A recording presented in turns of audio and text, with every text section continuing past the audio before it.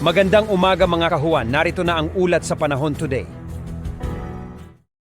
Magandang araw po sa inyong lahat. Narito na ang lagay ng ating panahon ngayong araw ng Linggo, June 22, 2025.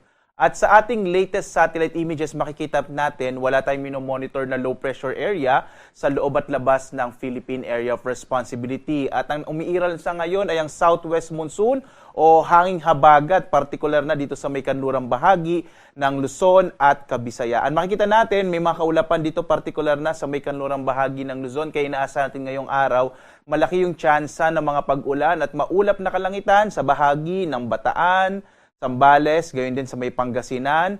Ang Kamaynilaan makararanas din ng mas malaking tsansa ng mga pag-ulan, lalo na mamayang hapon hanggang sa gabi.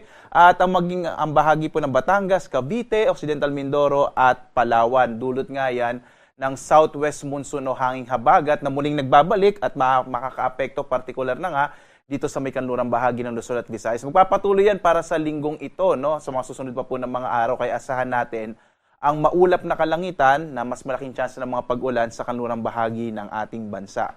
Samantala, Intertropical Convergence Zone or ITCZ pa rin ang magdadala ng maulap na kalangitan na may kalat-kalat na mga pag-ulan, pagkidlat, pagkulog sa may bahagi naman ng Davao Region at Soc-Sargent. Asahan po natin, no, posible pa rin yung mga landslides and flash floods dulot ng mga pag-ulan na dulot ng ITCZ sa bahagi ng Mindanao. Ang lalabing bahagi naman ng ating bansa sa may Luzon, Visayas at Mindanao, inaasahan naman natin medyo mainit at tanghali pa rin habang posible pa rin yung mga isolated o pulupulong pag-ulan, pagkilat, pagkulog na nangyayari sa hapon hanggang sa gabi. Sa ngayon nga, base sa ating mga pinakahuling datos, wala tayong minomonitor na low pressure area at maliit din yung chance na magkaroon tayo ng bagyo sa mga susunod na araw sa loob ng Philippine Area of Responsibility.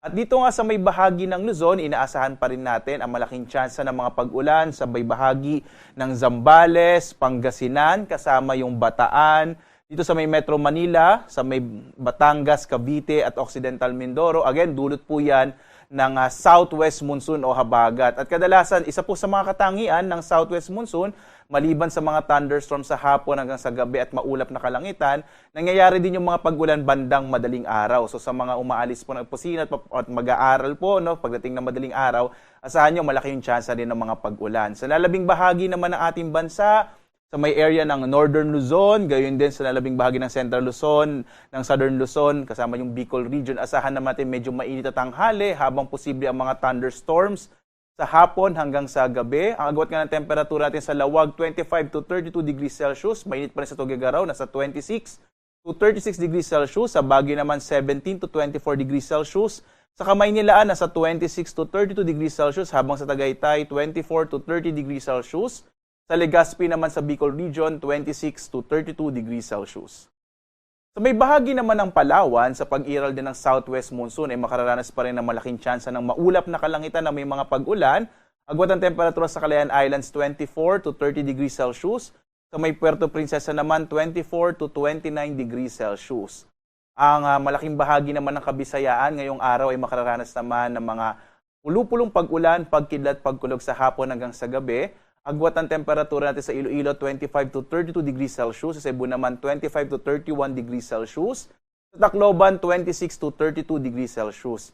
Dahil sa habagat, inaasahan natin na maapektuhan na rin ng mga maulap na kalangitan at malaking tsansa ng mga pagulan yung bahagi ng Western Visayas at Negros Island region sa mga susunod na araw.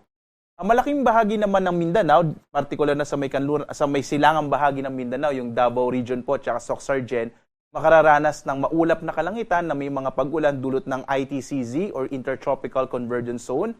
Habang ang nalalabing bahagi ng Mindanao ay makararanas ng mga pulupulong pag-ulan, pagkidlat, pagkulog, lalo na dito sa may kanlurang bahagi, yung area ng Zamboanga Peninsula at Barm. Ang mga inaasahan nating agwat ng temperatura sa Mindanao, sa Zamboanga, 24 to 33 degrees Celsius, sa Cagayan de Oro, 23 to 32 degrees Celsius, habang sa Davao, 24 to 32 degrees Celsius.